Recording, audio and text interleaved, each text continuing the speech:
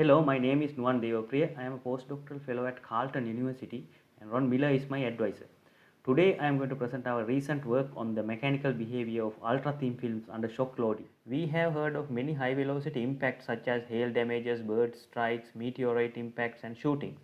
For example, this body armor saved a soldier's life back in 2009. Therefore, it is critically important to develop materials and structures to resist high velocity impact. The benefits of conventional protective materials such as ceramics, fabrics and metals have been extensively explored. As we all know, many physical phenomena initiate at the atomic scale. For example, if we take a powerful microscope and see inside of a material sample obtained from the nose of this aircraft, we will be able to see atoms where the fracture initiates. With the available computational tool, we can start engineering design at the nanoscale to develop barrier materials with superior impact resistance. Using the laser-induced microprojectile impact test, we can now study the impact response of materials films thinner than 100 nanometers. Impact tests of ultra-thin polymer films have revealed that their impact resistance is significantly higher than that of conventional barrier materials. This improved impact resistance of thin polymer films can be mainly attributed to the lower entanglement density near the surface, which facilitate plastic deformation. At the same time, it has been demonstrated that mechanical properties of metallic nanostructures are remarkably high due to the limited dislocation moments. Based on these experimental observations, we can deduce that multi-layer arrangements of nanoscale polymer and metal films can have superior impact resistance. In this study, we use molecular dynamic simulations to explore the impact response of nanoscopic multilayers. This is a typical MD simulation setup we used for the study, and we consider the projectile to be rigid, and there is a grain boundary in the middle of the aluminum film, where the aluminum film is named as AL3 because there are three unit cells along the thickness direction, and the diameter of the sample is 43 nanometers, and this is the structure of the polyurea chain we used for this study, and this is a typical polymer chain. And in these simulations we computed the temperature and pressure directly underneath the projectile for each layer, where for this particular case we use the atoms shown here to compute the temperature and pressure for this particular polyurea layer.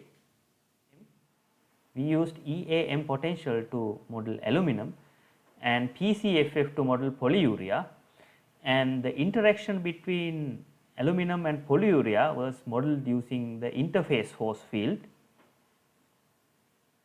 In order to validate the potentials, we computed the shock Hugoniot of the two materials using the corresponding potential and then compare them with the available experimental data.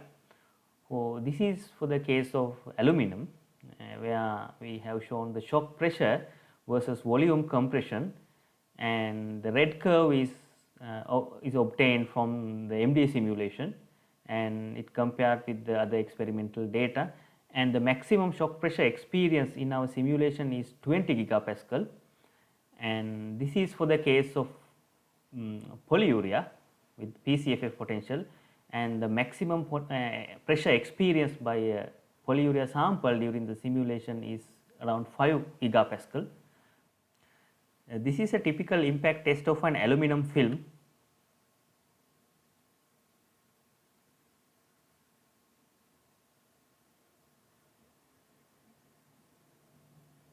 This is a time velocity plot of projectile, where the initial velocity of the projectile is 1.5 kilometers per second, and it decreases as it impacts the target. So this is for the case of AL3 film. This is the residual velocity of the projectile. So one interesting observation is that the velocity of the projectile increases slightly after it impacts the target. So this is common for all three targets, like you can see here. So we found that the interaction with the tensile release wave and the projectile causes this observation. This movie shows the shock compression of the aluminum sample right underneath the projectile, and the projectile is not shown.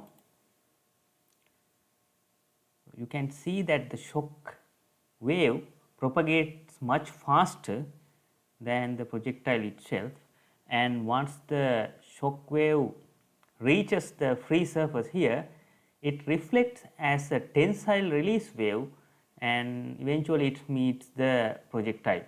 So, using the multi-scale shock technique, we obtain the relationship between shock speed and the particle velocity. When the particle velocity is 1.5 kilometers per second, corresponding shock speed is 7.75 kilometers per second. So, using this value and the bulk sound speed, we can compute the time taken to the tensile release wave to meet the projectile.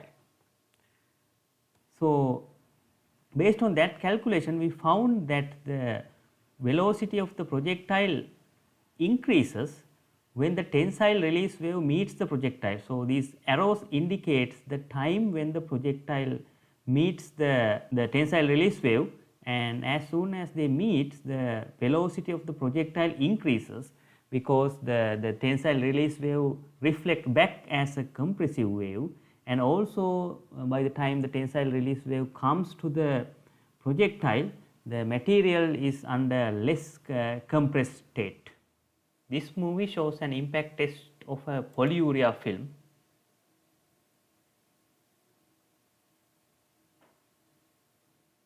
These two figures shows the temperature and pressure variation during the impact. So, we can see that the thinnest polymer sample experienced the highest temperature and the pressure among the three samples, and in the case of temperature you can see there is a two stage temperature rise. The plateau of the first temperature rise occurs when the sample reaches the maximum pressure, which is indicated by these green arrows, and the subsequent temperature rise could be due to chain pullings. So, this movie shows a cross sectional view of the impact test where the projectile is not shown and you can see the chain pulling which could be responsible for the observed secondary temperature rise. This is the impact test of multi-layers. So, we considered several multi-layers with different arrangement. We used the specific penetration energy to compare different targets, which is defined as the kinetic energy lost by a projectile during the penetration divided by the mass of the target material contained under the projectile, which is shown here. Here we compare specific penetration energies of different targets. The x-axis is the areal density. One interesting observation is that having a polymer layer on the strike face is more effective than having it on the back face, which contradicts the macroscopic experimental observations. That can be due to different energy absorbing mechanisms at the two scales. Viscoelastic and plastic deformation of a polymer layer on the back face absorb more energy at the macro scale, but we observe that the propagating shock wave generates spall-like failure in the polymer layer at the back face. In contrast, the failure of the polymer layer on the strike face is more like shear plugging, and it effectively distributes the shock load into the underneath metallic layer. Here we compare specific penetration energies of the multi-layers with the available experimental results for different materials. The observed higher specific penetration energies of the multi-layers are mainly due to the dominant surface effects at the nanoscale. For example, the higher mobility of polymer chains near the surface helps the polymer films to absorb more impact energy. Also, the free surfaces and interfaces of aluminum make the dislocation movements harder. This work also shows several other research directions where MD simulations can be very useful. For example, polyurea shows domain segregation and its influence on the impact response has not been well understood. The role of defects on the impact response is another very important research direction. In contrast to the macro-scale experimental results, our nanoscale simulations demonstrated that a polymer layer casted on the strike phase is more effective in mitigating impact-induced damages. A polymer layer on the strike phase is weakened by the shock wave reverberation. A penetrating projectile experiences two levels of resistance, where the transition between the resistances is determined by the arrival of the tensile release wave.